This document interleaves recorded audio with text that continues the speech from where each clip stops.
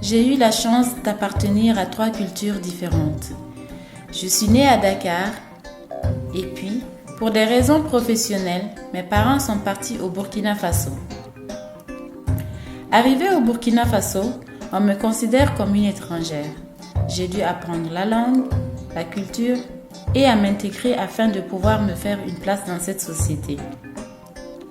Puis, j'ai atterri en Belgique. Encore une fois de plus, j'ai dû apprendre à m'intégrer, apprendre à vivre en société et apprendre la langue.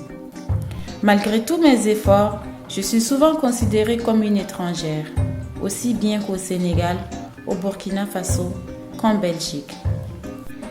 À l'âge de me marier, mes parents ont pensé que c'était mieux de choisir un homme qui a les mêmes valeurs et la même éducation que moi, ce que j'ai fait sans hésiter, par respect pour mes parents. Mon mari arrive en Belgique et trouve que je suis devenue une blanche, car nous n'avions pas la même vision.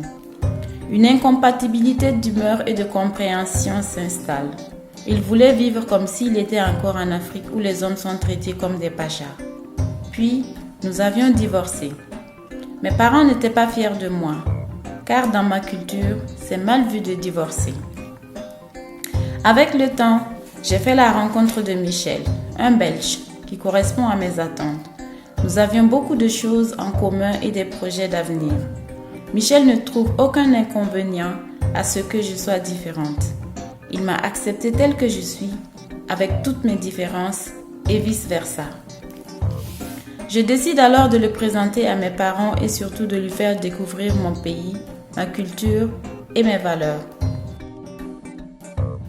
Mes parents étaient très contents à l'idée que j'ai enfin rencontré un homme qui me plaît. À l'annonce de notre arrivée, une grande fête se prépare pour nous accueillir. Arrivé chez moi, tout le monde était surpris et très déçu de voir que Michel était un blanc et qu'il n'était pas musulman. Toute la famille a été convoquée pour une grande réunion de famille afin de tout mettre au clair. Ils ont demandé à Michel de se convertir à l'islam afin de pouvoir m'épouser, ce qui a mis Michel dans tous ses états. Je ne me convertirai pas par amour pour votre fille. Je ne crois pas à tout ça. J'aime et je respecte votre fille. Je l'ai acceptée telle qu'elle est, sans lui imposer quoi que ce soit. Mes parents décident alors d'annuler le mariage. Si je pars avec Michel, ma famille me rejettera. Et si je reste avec ma famille, Michel me quitte.